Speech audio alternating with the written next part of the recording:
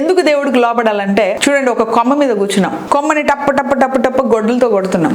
గొడ్డలతో కొట్టగా ఆ కొమ్మని అంటే ఎందుకు కొట్టొద్దు, నా ఇష్టం, నా గొడ్డలు నా ఇష్టం, నా కొమ్మ నా ఇష్టం, నేను కొడతా అంటే ఏమైంది, లాస్ట్కి అడ్డం పడేది మనమే. అలాగే దేవుడే మన ఆధారం. ఎందుకు దేవుడికి వినకపోతే ఏమవుతుంది, మనం వినకపోతే ఆయనకు అంత కోపమా, మనం వినకపోతే అంత కోపమా కాదు, నువ్వు ఏ కొమ్మ మీద ఉన్నావో ఆయనే మన ఆధారం, మన ఊపిరి ఆయనదే, మన శరీరాన్ని చేసింది ఆయనే, మన సృష్టికర్త ఆయనే, మనకు ఆక్సిజన్ ఇచ్చేది ఆయన, మన చుట్టూ సృష్టి అంతా కూడా చేసింది ఆయనే చేశాడు. కాబట్టి నాకు ఆయనే వద్దంటే మనం బతికేది ఎక్కడ? సో కాబట్టి it is a basic wisdom. ఆయన సృష్టికర్త అయి ఉన్నాడు కాబట్టి, ఆయన సృష్టించిన దేవుడు అయి ఉన్నాడు కాబట్టి, ఆయనకు లోబడి ఆయన చెప్పిన మాటలు వింటూ ముందుకెళ్తే భూమి మీద ఉన్న మంచి పదార్థాలు మనము అనుభవిస్తాం, నీతిగల పట్టణములాగా స్థాపించబడతాం, పూర్వము ఉన్న వైభవంతో ముందుకెళ్తాం, లోపల ఉన్న తగరమంతా వెళ్ళిపోయి శ్రేష్టమైన బంగారము లాగా దగదగా మేర్చే మహిమలోనికి మనం వెళ్తాం. ఆహా నేను వినను, నేను విరోధిగానే ఉంటాను, దేవునికి వ్యతిరేకంగా ఉంటానంటే ఒకప్పుడు బ్యూటిఫుల్ గా ఉన్న పట్టణం ఇప్పుడు నాశనం అయిపోయింది, ఒకప్పుడు చాలా నీతిగా ఉన్న పట్టణం ఇప్పుడు చాలా అన్రైచియస్ గా అయిపోయింది, ఇప్పుడు చాలా మహాభయంకరంగా అయిపోయింది, దాని పట్టణాలు కాలిపోతే శత్రువులు వచ్చి స్వతంత్రించుకుంటారు, భయంకరంగా అయిపోద్ది అన్న పరిస్థితికి వస్తుంది. If you find any rebellious nature in you,